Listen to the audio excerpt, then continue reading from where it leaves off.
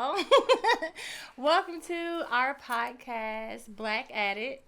Okay, so I wanted to start this podcast just to talk about a lot of things that we normally talk about every day. I wanted to provide like a safe place to where like we can give our opinions and our like aspects on just everything we talk about from day to day, and just again like create. Stop it. Start over. Nah, I got it. it. Keep it rolling. Keep it rolling. Okay. All right. So, so I got my co-host here to help me with this. We are going to be covering everything. Like we're gonna cover everything. If you got suggestions, we're gonna take those. But yeah. So I'll start with Chulo. I have Chulo here. What's good, y'all? I am Chulo. I'm from Raleigh, North Carolina. Songwriter, rapper, artist. 1/3 of Black Addict. So happy to be here. And we have Jessica Diane, aka J Wow, aka Not J. J Wow. She's a professional ad-libist. Go ahead, girl. Not J Wow. J Wow. Yeah. Since you're a rapper. Oh my god. I'm Jessica Diane. I'm from Bertie 252. I've been in Raleigh for some years, so I guess I live in Raleigh. So You're the only person I know from Bertie, by the way. In the world. Really? She said, yeah, she said. Population. it's a lot of us here. All right. Name them. Name them. They all got your last I name? ain't gonna put everybody on the spot, Alright, go but ahead. you know. There's I'm no a photographer, just focus. Mm-hmm. And I'm 1/3 of Black Addict. Mm-hmm. Hey, y'all ready? Y'all ready? I'm ready. All right, so the way we're going to do this is each episode we're going to assign to somebody. And it naturally happened. So Chulo actually had a lot of topics for the first episode. So this is going to be yours. Our first episode is going. Oh, pressure. Yeah, it's all good. So we are going to talk about love. All right, so let's start with the first topic. Just a definition. What is your Chulo? What is your definition of love? So my definition of love would just be understanding, forgiving, and that's for a person that you're dealing with or yourself. Sometimes you need to forgive yourself, fully understand yourself to practice love, just the act of it. I think love gets thrown around a lot without even knowing what goes into it. So those are two things that have to go into it before you can even get into love. But yeah, that's where it starts for me. So do you think that people think about that before they actually start dating, or do you feel like people start dating and then they try to figure that out? Dating, that shit. I don't think love and dating even is the same. Should be in the same conversation. Dating, That's love? no. Then how do you start? What? Dating and love is not in the same conversation. We're just dating. So I'm trying to get to understand you and trying to get to learn you to one day maybe get to that point. But we don't even need to think about that right now. This is very. So what's your intentions in dating? It depends on what stage you are in life. If you are just going into dating with, I'm just going to meet somebody. Don't have a goal in mind, because we don't always have a goal. Where's my notebook? Because I need to take notes on this. We don't always have a goal. I need to take notes. So there are people that just go out and date with no intention. Yeah. Like it's not like. Am I saying something you didn't know? I would say that because I feel like I'm not gonna waste my time doing anything if there's no intention. I'm not saying that the person that I date, I'm just automatically like, oh yeah, I want to date, so now I'm in a relationship. Like that might not be the case. However, I'm not just rearranging my schedule. I'm not just taking my time. I'm not doing all of that for somebody that I just, I see as somebody I laugh at, or somebody laugh at, and I meant that. Not shit. laugh with, but laugh at, crazy. or somebody that I'm just like wasting my time with. If there's no intention on eventually meeting somebody that I can like, dating is create the start process. Dating is just the getting to know you process. I think people put a lot of emphasis on dating because everything is so rushed. Like, we gotta do this now, especially when you think you're on a clock. I think dating, it should be no pressure. It should be no pressure, because when it's no pressure, that's when people show themselves the most. Like when there is no we have to do this now. Expectation and pressure are two different. Like expectation is what causes pressure. Expectation and intention. If your intention is, me personally, I'm not gonna just be going out on dates with people. That is not what I'm gonna do. I mean, that's you, but I have to like. It should. I think. Okay, so I think where the confusion comes in is, I think as a universal thing, intention should already be established. If your intention is, okay, I just want to go have fun. All right, cool. My intention is, okay, if I'm going to allocate time to be with somebody or to, get to know somebody, it's because I'm vetting or I am, trying to experience. Get that process, when you get all those conversations? Dating. That's my point.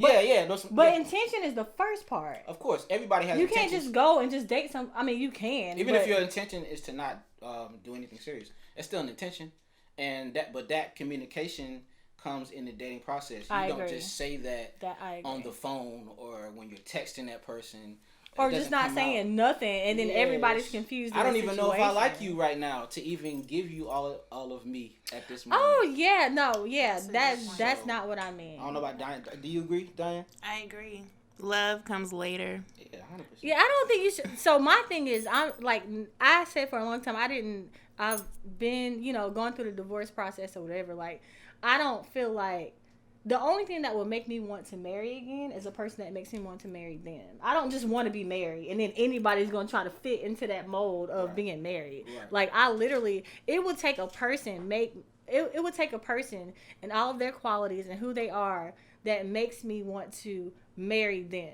Right. So I get that part of it. Like, I don't think you should go into any situation and just say, hey, I want a girlfriend. So now you meet a girl and you're like, okay, let's go. Some people do that. A lot of people do that. Let's just stop right there. What's your definition of love? Because that's what. All right. Starts So at. Bring it back. So for me, my definition of love is a person that treats you how you want to be treated, and you treat them how you want to be treated too, as well.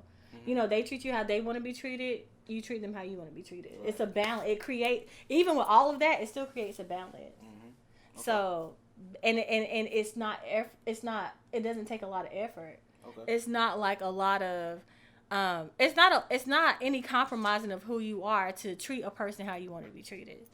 Like, whatever they bring to the table and you bring to the table, it creates a space where there's peace, there's balance in that. Okay. What do you think what is your definition of love? Diane? Stumped her. First of all, what is love? I feel like it's someone who accepts you for who you are. Acceptance. And they like that.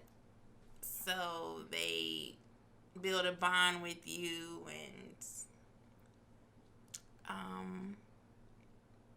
they develop an admiration for you.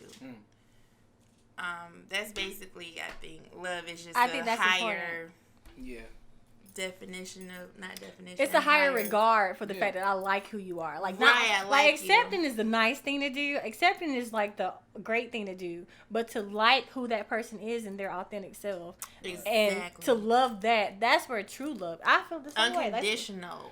Yeah, like, even though, like, I know the core of who you are, and because I know that, even if you step outside of that, or you got your own challenges like we all do as humans, I still love the person that I know you are. Yep. I was having a conversation with my homeboy the other day, and we were talking about the fantasized idea of love opposed to, like, the reality of what it takes to love someone. And the fact that love is a feeling, and feelings fade. So, damn, bitch. Are we in church?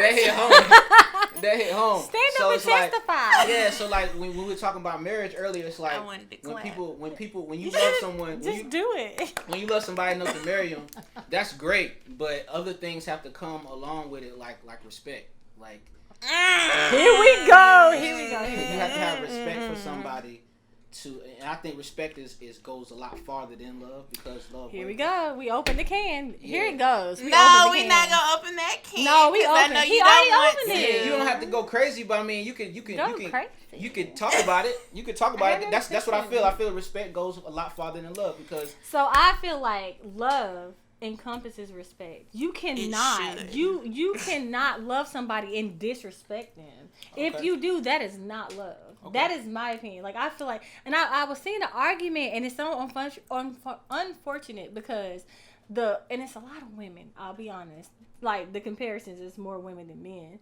But anyway, you can tell that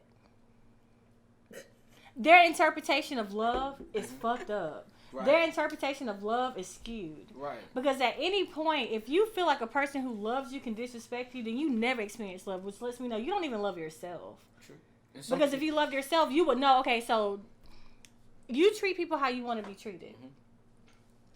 If you love yourself, you're not going to tolerate lying, cheating, stealing, the shit that a lot of people tolerate, because they're like, well, at least he respected me enough not to, like, put me on blast. At least he respected me enough not to tell everybody or to bring her back to my house. It just starts getting real ridiculously, like, tedious. I think some people have different definitions of love, though. So, love, we look at love as what we've seen before. It's an emotion. Yeah, what we've seen before. All right, before. so how do you get to a point where love is love, like, love, the way that you get to the point, which is also one of our things that we were talking about, is self-love. You cannot love somebody else. You cannot even feel love unless you love yourself, because you don't even know what love feels like. Right. You know what you're willing to tolerate. Right. That's it. You know what you're willing to dismiss, because you've never experienced somebody only choosing you. So cheating is a thing. Like, as long as you don't do it in front of my face, that's respect. But I think in your head. I think all that is taught. Like, that's why certain people are willing to stay in abusive relationships, because they think this is what love is. Yep. And that's because that's what they've seen, and that's what they've experienced. So we can't act like those people don't think they're in love. Oh, no. You know what I'm saying? Because they still believe that this is love, even though it's different definitions of it. Yeah. It may be a lot more toxic on their side. But if you don't love yourself, you're not gonna know. You're never know, and that's the thing. So, but it's self-love not is also taught. It's not. It comes from your parents. It comes from your whoever parents. Raised you. Right. And other things, experiences, and how they raised you, and the things that they were taught themselves. So my thing is, and what I wanted to establish here is, nobody's wrong for being where they are. It's like, hopefully, like, having different people with different aspects or whatever would at least open your mind to a different understanding. Mm-hmm. It does start with self-love. Right. Like, you can lie to yourself and be like, okay, well, because I'm used to people not choosing me. As long as he chooses me at some point, that's love. He loves me. I'm okay with that. You're not really okay with that. You want somebody to choose you because they don't want nobody else. Everybody wants to be chosen. Exactly. So at some point, you got to realize organically across the platform, self-love is the establishment of any relate. Like, if you don't have that yet, if you haven't done your shadow work to figure out, like, what you're still traumatized by, if you haven't done your shadow work to say, okay, you got to break that term down, because I've never heard that term. Really? I kind of understand it, but I want you to break it down for people who don't. So, dang, it's intense. And I mean, I encourage anybody else to do their own research, because shadow work might mean something different to you. Mm-hmm. Shadow work for me was me seeing how I responded to things and I didn't know why. Okay. So, like, for me, if I'm in a crowd of people and I feel uncomfortable, I'm getting out of there. For the most part, I don't even just go. I don't travel, with other people. I'm driving my own car. Right. I'm going to be in my own shit. So at some point, if I want to leave, I'm out of there, because there's a security part that was missing. Mm. I had to do the shadow work, because I'm like, okay, do I always want to feel like that? Like, at some point, like, in every aspect, I'm going to always protect myself. You know what I mean? But it got ridiculous to a certain extent. And it got to the point where it was troubling. It was conflicting with my inner self. So I'm like, okay, shadow work is, why am I the way that I am? And it's not beneficial to my life. So it's like what's the source? Like, going back and see what triggers you and all that type of stuff. It's a mirror, and and it's not easy. It does not feel good. It fucking, like, sometimes it's scary, because you really have to look in a mirror long enough to be like, All right, so I've been saying I'm okay with this for a long time, but I'm really not. That's why people avoid the mirror. Some people that get up every morning, brush their teeth, and don't look in the mirror. There is something called mirror therapy. Yes, where you have.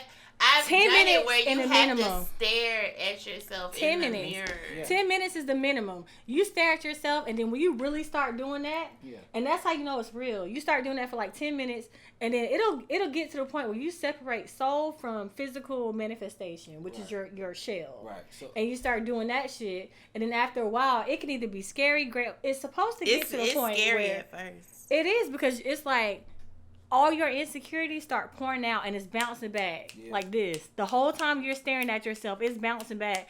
And you either are a person that's going to be like, oh shit, I'm not going to do this. Let me close the door, never doing that again. You'll be a person like, oh shit, this is really happening. Like, maybe I should dissect this, unpack it, whatever.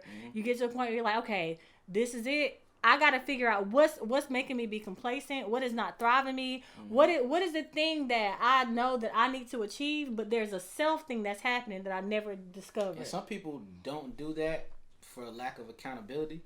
One, and two, because they don't want to accept the fact that anything is wrong with them. Some people think it's the other person every time. And the common denominator is you at all times. So let's be clear. The common I used to use that word. It is. All time. It is. And here's the thing about our generation versus our parents. I think all of us grew up in a church or experienced church before. So like the reason our generation is healing, and we're talking more about soul and chakras and energy. I've been talking, like, some of us have been always on that way. On religion. It's because they were taught to deflect. Follow. They were told, okay, well, as long as you are a part of this imperfect expectation of being a human that's, got to look outside to be, in God's image, they were fine. But we are the people who are like, okay, so that hasn't worked for y'all.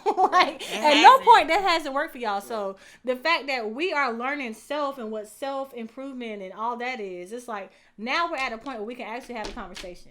Right. I think we're going back to our roots, because I think our ancestors knew all about that, but somehow, well, of course we know how, but we're not going to get into that. Yeah. We got distracted. We are. To expound on that, like, I was raised in the church, don't get me wrong, but I also had a different set of, like, tutelage in my household. Same.